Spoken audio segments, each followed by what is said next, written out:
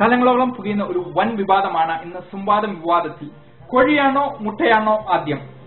നമുക്ക് ചോദിക്കാം കേരളത്തിലെ പ്രശസ്ത വിദ്യാഭ്യാസ വിദൂഷകൻ അഗമാർ സുഴിക്കോളിനോട്.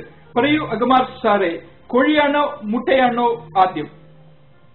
കോഴി എന്നത് അണ്ടകിടാരത്തിന്റെ അടിപ്പവാടിയിൽ നിന്ന് ഉത്ഭവിച്ചൊരു സാങ്കേതിക സൃഷ്ടിയല്ല, മനുഷ്യരുടെ ദിവ്യ അവതാര പക്ഷിയാണ്.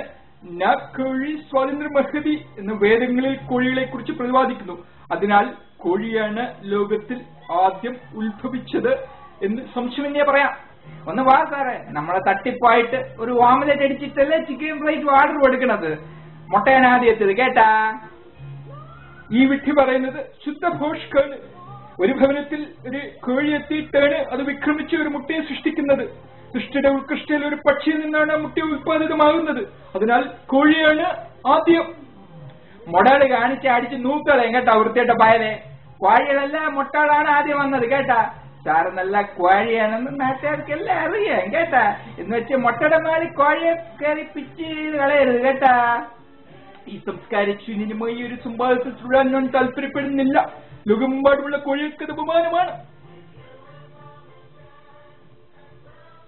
പിന്നെ ഈ സാർ അച്ചടി ഭാഷ പറഞ്ഞ കോഴി അങ്ങ് സ്റ്റാർ ആകും. അവർക്ക് സ്നേഹം കാണാതിരിക്കില്ലല്ലോ. ഞാൻ തിരുവനന്തപുരം ഭാഷ മുട്ടയ്ക്ക് വേണ്ടി പിച്ച് ചെയ്ത സംസ്കാരശൂന്യൻ. വെറുതെ കലിപ്പിക്കല്ലേ സാറേ. മുട്ടയാണ് ഫസ്റ്റ്, അല്ല കോഴിയാണ് ആദ്യം. അന്ന് പോച്ചക്ക മുട്ട തന്നെ. ഈ സംവാദം ഒരു കയ്യാങ്കളിയിലേക്ക് നീങ്ങുമ്പോൾ ഞാൻ ഇടപെടാൻ നിർബന്ധിതമാകുകയാണ്. കോഴിയുമല്ല മുട്ടയുമല്ല ആദ്യം, താറാവാണ് ആദ്യം. എന്റെ അമ്മ മുട്ട തുടങ്ങിയടാ, കട്ടൻ താത്തടാ.